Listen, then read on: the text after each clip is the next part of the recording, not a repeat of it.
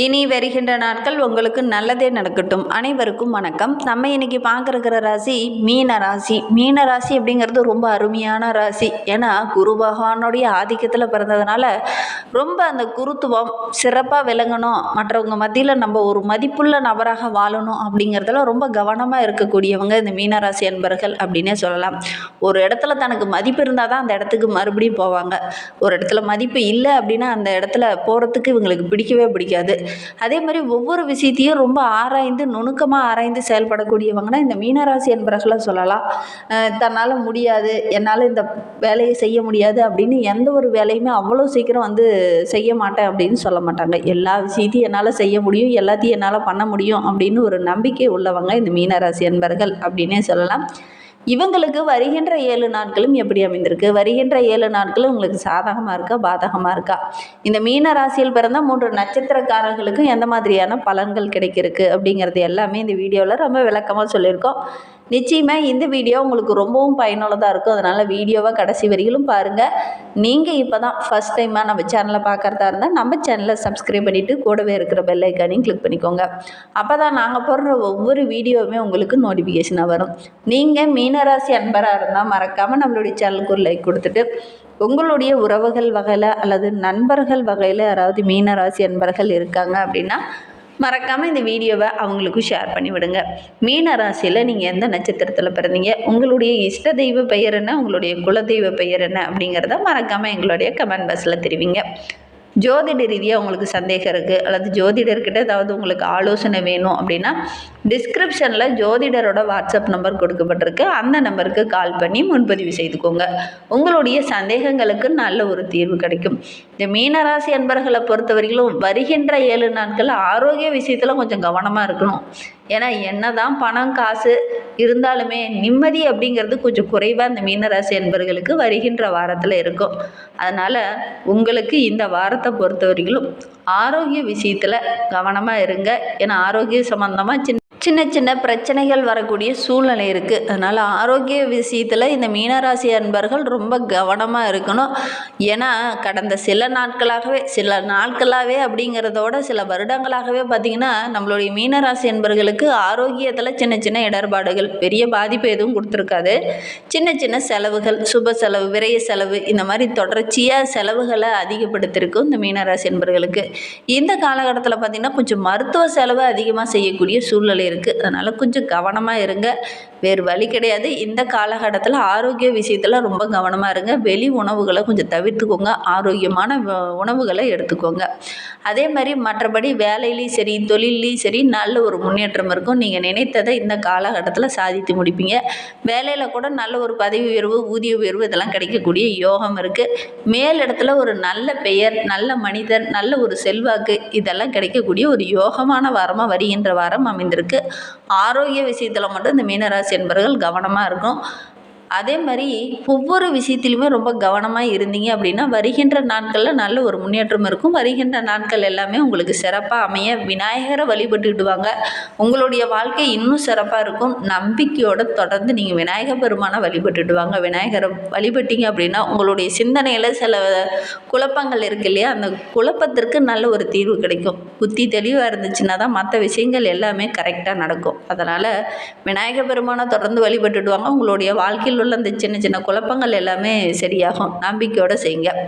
இந்த மீன ராசியில் பிறந்த 3 நட்சத்திரக்காரர்களுக்கு அடுத்து வருகின்ற 7 நாட்களும் எப்படி அமைந்திருக்கு அப்படிங்கிறத பார்க்கலாம். மீன ராசியில் பூரட்டாதி 4ஆம் பாதத்தில் பிறந்தவங்களுக்கு வருகின்ற 7 நாட்களும் எப்படி அமைந்திருக்கு அப்படிங்கிறத பார்க்கலாம். எப்பவுமே பார்த்திங்கன்னா இந்த புரட்டாதி நட்சத்திரக்காரங்க ஒரு தெளிந்த நாணத்துடன் மற்றவங்களுக்கு வழிகாட்டியாக இருக்கக்கூடியவங்க அப்படின்னா இந்த புரட்டாதி நட்சத்திரக்காரங்களை சொல்லலாம்.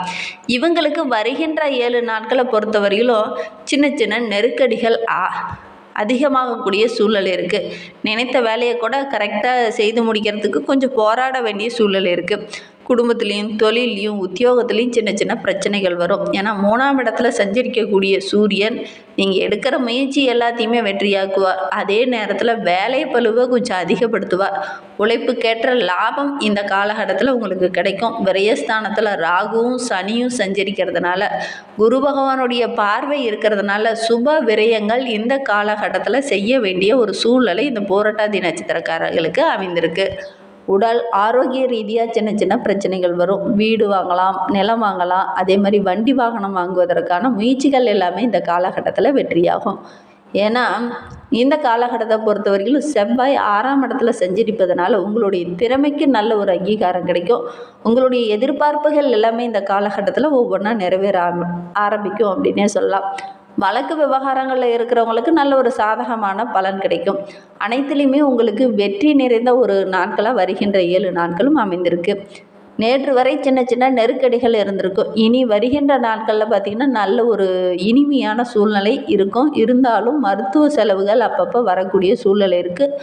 ஆரோக்கிய ரீதியாக கொஞ்சம் கவனமாக இருக்கிறது நல்லது. தொழிலையும் சரி, வியாபாரத்துலேயும் சரி நல்ல ஒரு முன்னேற்றம் இருக்கும். நல்ல ஒரு லாபம் கிடைக்கக்கூடிய யோகம் இருக்குது.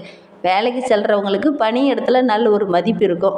அதே மாதிரி சக ஊழியர்களும் இந்த காலகட்டத்தில் உங்களுக்கு ஒத்துழைப்பாக இருப்பாங்க. நண்பர்கள் உங்களுக்கு உதவிகரமாக இருப்பாங்க. இந்த காலகட்டத்தை பொறுத்த வரையிலும் உங்களுக்கு புதன் சாதகமாக சஞ்சரிக்கிறதுனால ஒவ்வொரு இடத்துலையுமே புத்திசாலித்தனமாக செயல்படுவீங்க. உங்களுடைய நேற்றைய முயற்சிகள் வருகின்ற நாட்களில் வெற்றியாகும். அப்படிங்கிற மாதிரி நீங்கள் முயற்சி செய்கிற ஒவ்வொரு விஷயமே வருகின்ற நாட்களில் வெற்றியாக இருக்குது அப்படின்னே சொல்லலாம். மாணவர்கள் படிப்பில் கொஞ்சம் அதிகமாக எஃபெக்ட் போட்டு படித்தீங்க அப்படின்னா வருகின்ற நாட்களில் நல்ல ஒரு மதிப்பெண் பெறக்கூடிய யோகம் இருக்குது. குடும்பத்தில் இருந்த அந்த சின்ன சின்ன பிரச்சனைகள் எல்லாமே சரியாகி வருகின்ற நாட்களில் நல்ல ஒரு நிம்மதி கிடைக்கும். உத்திரட்டாதி நட்சத்திரத்தில் பிறந்தவங்களுக்கு வருகின்ற 7 நாட்களும் எப்படி அமைந்திருக்கு அப்படிங்கிறத பார்க்கலாம். நினைத்ததை உடனே சாதித்துடணும் அப்படின்னு நினைக்கக்கூடிய ஒரு எண்ணம் கொண்டவங்க இந்த உத்திரட்டாதி நட்சத்திரக்காரங்க. இவங்களுக்கு வருகின்ற 7 நாட்களும் ரொம்ப மகிழ்ச்சிகரமான நாட்களாக அமைந்திருக்கு அப்படின்னே சொல்லலாம். இதுனா வரைகளும் எதெல்லாம் உங்களுக்கு பிரச்சனையாகவும் நெருக்கடியாகவும் இருந்ததோ அந்த பிரச்சனைகள் எல்லாமே படிப்படியாக உங்களை விட்டு விலக ஆரம்பிக்கும். ஒரு புதிய பாதை கிடைக்க போகுது அப்படின்னு கூட சொல்லலாம். ஏன்னா உங்களுக்கு ஏற்ற வருமானம், தொழில் இதெல்லாம் வருகின்ற நாட்களில் அமைய இருக்குது அப்படின்னு சொல்லலாம். உங்களுக்கு ஏற்பட்ட அந்த அவமானத்திற்கு நல்ல ஒரு மருந்து இனி கிடைக்க போகுது அப்படின்னு கூட சொல்லலாம். குடும்பத்தில் இருந்த பிரச்சனைகள் படிப்படியாக இனி குறைய ஆரம்பிக்கும். சத்ருஸ்தானத்தில் சஞ்சரிக்கக்கூடிய கேது பகவான் உடல் ஆரோக்கியத்தில் சின்ன சின்ன பிரச்சனையை உண்டு பண்ணுவார். அதனால் கொஞ்சம் கவனமாக இருங்க.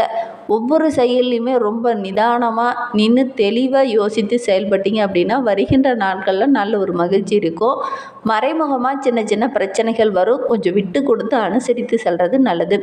உத்தியோகத்தில் இருக்கிறவங்களுக்கு வேலை செய்கிற இடத்துல சின்ன சின்ன இடர்பாடுகள் வரும்.